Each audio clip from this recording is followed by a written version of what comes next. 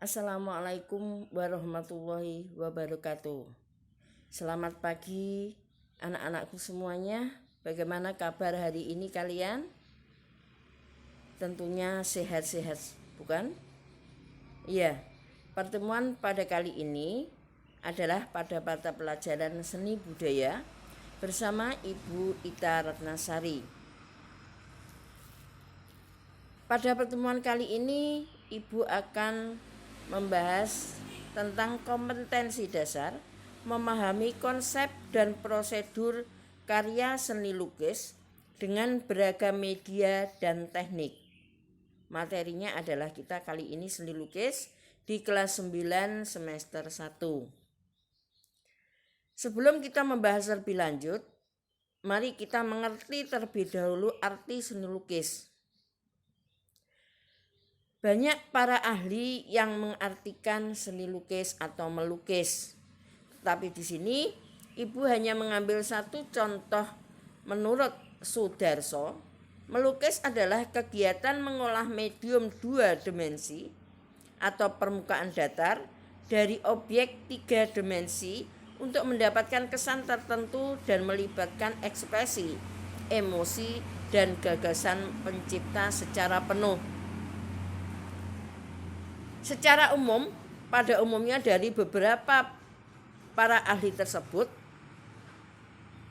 mereka mengartikan sama intinya, yaitu seni lukis adalah sebuah pengembangan dari menggambar yang memiliki keunikan atau ciri khas tersendiri. Gaya atau aliran seni rupa atau seni lukis. Pada dasarnya secara garis besar, seni rupa dibedakan menjadi 3 macam, yaitu tradisional, modern, dan postmodern. Mari kita bahas satu persatu. Tradisional adalah karya seni rupa yang sifatnya turun-temurun diciptakan oleh masyarakat dan tidak mengalami perkembangan atau perubahan dari masa ke masa. Pada tari gaya tradisional kita bagi menjadi 2 lagi, yaitu gaya primitif dan gaya klasik. Namanya saja gaya primitif, gaya yang paling sederhana cirinya. Sedangkan gaya klasik adalah gaya seni rupa yang sudah mengalami perkembangan, baik itu secara sederhana, menjadi lebih komplit, rumit, dan ornamental. Yang kedua, gaya modern. Karya seni rupa yang mengalami perubahan, kemajuan, dan pembaharuan. Pada gaya modern ada 3 gaya, yaitu gaya representatif, deformatif, dan non-representatif. Gaya representatif yaitu menggambar keadaan nyata sesungguhnya pada kehidupan manusia. Apa yang kalian lihat pada kehidupan nyata, kalau kita gambar maka termasuk gaya representatif. Gaya representatif itu sendiri kita bagi menjadi 3, yaitu romantisme, naturalisme, dan realisme. Romantisme menceritakan cerita dahsyat atau kejadian yang dramatis, baik pada kehidupan manusia maupun kehidupan binatang. Jadi kejadian atau sesuatu yang dapat kita ceritakan dalam kehidupan kita sehari-hari, baik itu pada kehidupan manusia atau binatang, bisa kita lukis, sehingga lukisan tersebut kita namakan romantisme, seperti contoh yang ada di gambar. Berikutnya adalah gaya naturalisme, yaitu menggambar keadaan alam. Kita melihat alam, kemudian kita lukis. Apa saja, boleh gunung, sawah, hutan, dan lain sebagainya. Kalau kita gambar, maka gambaran atau lukisan yang kita buat termasuk lukisan atau menggambar keadaan alam naturalisme, seperti contoh yang ada di bawah itu. Berikutnya yaitu realisme, sesuai dengan kenyataan hidup sehari-hari. Kegiatan apa yang kita lakukan dalam kehidupan sehari-hari, kalau kita gambar kita sebut dengan realisme. Orang penjual sate, orang tidur, kemudian orang bekerja di sawah dan lain sebagainya. Seperti contoh gambar yang ada di bawah itu termasuk gaya realisme. Berikutnya adalah gaya deformatif. Bentuk alam diubah sedemikian rupa sehingga menghasilkan bentuk baru, namun masih menyerupai bentuk aslinya. Walaupun dirubah dalam bentuk apapun, gambar itu diperindah dalam bentuk apapun, kalau masih menyerupai bentuk aslinya, maka kita sebut dengan gaya deformatif.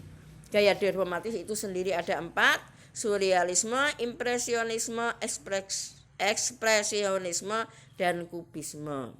Surrealisme, aliran seni rupa yang menyerupai bentuk-bentuk yang sering di dalam mimpi. Jadi sesuatu yang tidak mungkin hanya ada khayalan mimpi kita, kalau kita gambar adalah seperti yang ada di bawah itu. Contohnya di situ ada rumah. Dari beberapa rumah tergabung menjadi satu, bertumpang dalam satu tumpuan. Itu adalah sesuatu yang tidak mungkin terjadi.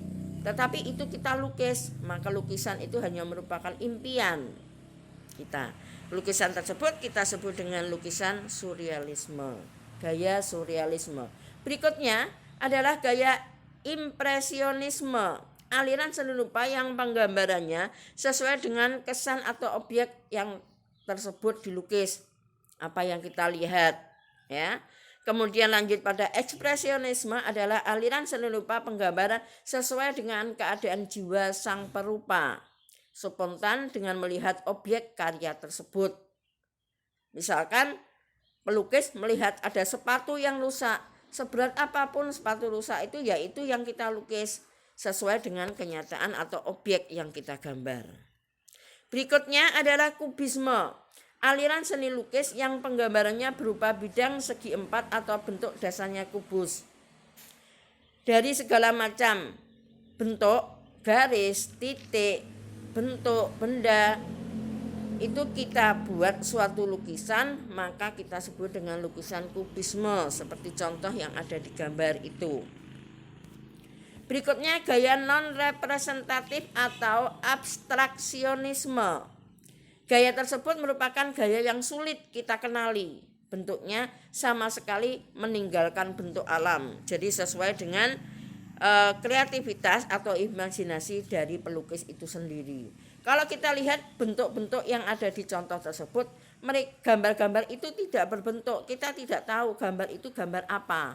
Tetapi lukisan yang demikian itu yang kita sebut dengan abstraksionisme.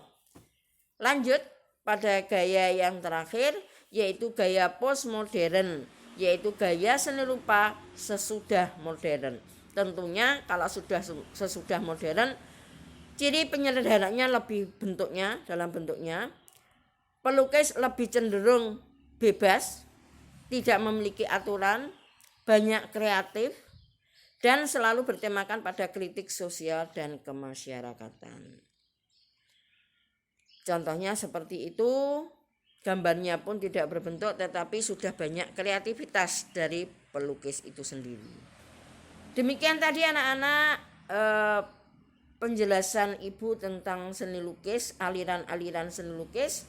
Kali ini setelah kalian memperhatikan, kalian ada tugas yaitu jelaskan secara singkat tentang pengertian 3 hal tersebut. Kemudian menyebutkan gaya apa lukisan yang ada di situ.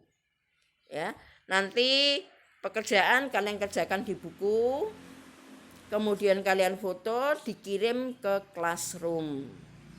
Selamat mengerjakan anak-anak. Tetap belajar dan selalu jaga kesehatan.